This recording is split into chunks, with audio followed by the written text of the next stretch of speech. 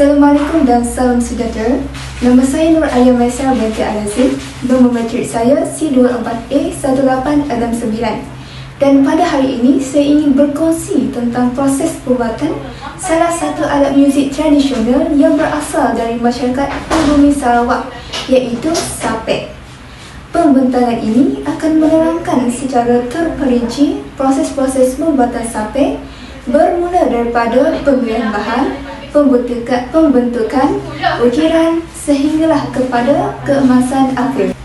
Masyarakat pribumi Sarawak seperti orang Ulu, Kenyah dan Kayan sangat terkenal dengan kreativiti mereka dalam pelbagai aspek, termasuk seni muzik tradisional. Sapek ini merupakan alat muzik yang bertali yang berbentuk seperti perahu dan diperbuat sepenuhnya daripada kayu. Alat ini biasanya dimainkan dalam acara adat seperti majlis perkahwinan, persembahan kebudayaan dan juga upacara keagamaan. Suara yang dihasilkan oleh sapek sangat merdu, lembut dan menyentuh perasaan, seolah-olah membawa kita ke alam semula jadi yang sangat tenang dan damai. Keunikan sapek bukan hanya pada bunyinya, tetapi juga pada bentuk, hiasan dan cara pembuatannya yang kaya dengan nilai estetika dan juga simbolik budaya. Antara proses pembuatan sapek ini bermula dengan langkah paling penting, iaitu pemilihan bahan asas utama, khususnya iaitu kayu dan juga tali. Jenis kayu yang digunakan perlu dipilih dengan teliti kerana ia akan menentukan kualiti bunyi, ketahanan dan berat alat muzik tersebut. Antara jenis kayu yang biasa digunakan termasuklah kayu adau. Kayu adau merupakan pilihan utama dalam kalangan masyarakat Kenyah dan juga Kayan. Kayu ini sangat ringan, mudah dibentuk dan menghasilkan resonans bunyi yang hangat serta lembut. Seterusnya, kayu nyatoh.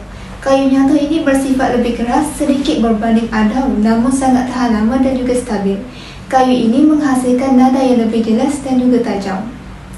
Seterusnya, kayu meranti, kembang semangkuk dan kayu pulau juga kadang-kadang digunakan, bergantung pada lokasi, tradisi keluarga dan ketersediaan sumber semula jadi. Selain itu juga, dalam masyarakat tradisional, proses memilih kayu kadang-kadang disertai dengan upacara kecil atau bacaan doa, kerana mereka percaya bahawa setiap pokok memiliki roh alam yang perlu dihormati sebelum ditebang. Kayu yang dipilih akan dikeringkan terlebih dahulu, sama ada secara semula jadi di bawah rumah panjang selama beberapa minggu atau menggunakan cara pengasapan tradisional untuk mengelakkan serangan serangga dan kelembapan. Kadang-kala pembuat akan mengetuk permukaan kayu dan mendengar gema bunyi untuk menilai kesesuaiannya. Hal ini dipanggil teknik mendengar kayu hidup. Selain itu juga, tali sapek sangat penting dan memainkan peranan penting. Pada zaman dahulu, tali ini diperbuat daripada serat rotan, kulit pokok mencala, serat tumbuhan liar yang dikeringkan dan dipinta secara manual. Namun kini, pembuat moden lebih cenderung menggunakan tali nilon, iaitu tali gitar atau bas, kerana tahan lama, mudah dilaras dan menghasilkan nada yang lebih konsisten. Walau bagaimanapun, ada pembuat tradisional yang masih setia menggunakan rotan asli yang mengekalkan nilai warisan dalam sapek. Proses pemilihan bahan ini menunjukkan bahawa pembuatan sapek ini bukan sekadar kerja pertukangan, tetapi juga melibatkan penghayatan, pengetahuan alam dan kehalusan seni masyarakat pribumi Sarawak. Seterusnya kita pergi kepada langkah kedua, iaitu membentuk badan sapek. Kayu akan dipotong dan dibentuk memanjang, biasanya sepanjang 1 meter atau lebih. Seterusnya, bahagian tengah kayu akan dipahat atau dikorek untuk membentuk ruang resonans. Ini adalah bahagian penting yang akan mempengaruhi kekuatan dan kualiti bunyi sapek. Permukaan atas akan diratakan, manakala bahagian bawah pula akan dibentuk sedikit tirus. Hal ini supaya sapek ini sangat selesa dipegang dan dimainkan. Seterusnya, kita pergi kepada langkah ketiga, iaitu ukiran dan hiasan tradisional. Ukiran tradisional bukan dibuat secara rawak, tetapi berdasarkan kitab corak suku kaum. Contohnya, suku Kenyah dan Kazan mempunyai motif yang berbeza. Kenyah lebih kepada awal Arab beralun, manakala Kayan cenderung kepada bentuk flora dan juga mitos alam. Pembuat yang berpengalaman akan menggunakan ukiran simetri dan kadang-kadang membuatnya secara spontan tanpa lakaran awal. Hal ini disebut sebagai kemahiran ini disebut sebagai ingatan motif turun-temurun. Warna yang digunakan biasanya mempunyai maksud, iaitu warna merah untuk keberanian, putih untuk kesucian, kuning untuk kebesaran dan hitam untuk kekuatan. Dalam masyarakat tertentu, hanya individu tertentu sahaja yang dibenarkan menggunakan warna-warna tertentu atau corak khas, contohnya corak asor, naga atau makhluk roh pelindung. Setiap corak dianggap membawa perlindungan dan kekuatan semangat kepada pemain muzik yang memainkan sape. Seterusnya kita pergi kepada langkah keempat, iaitu pemasangan tali. Bukan sekadar sambungan dan juga pasang, tali mesti dipasang dengan ketegangan yang sekata kerana jika satu tali terlalu longgar atau terlalu tegang, bunyinya akan menjejaskan melodi keseluruhannya. Dalam sape moden, ada yang menggunakan backup elektrik untuk membolehkan ia dimainkan dengan sistem pembesar suara. Tetapi ini tidak menggantikan nilai penalaan asli. Sistem larasan tali juga sangat berbeza.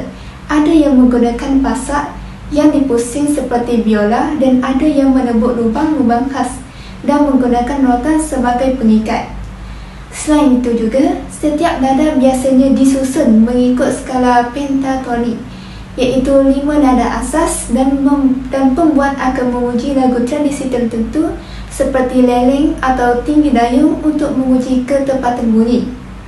Penalaan ini memerlukan kepekaan telinga yang sangat tinggi dan pembuat sape selalunya melatih diri mereka sejak kecil dengan mendengar bunyi alam seperti air sungai, angin dan serangga malam.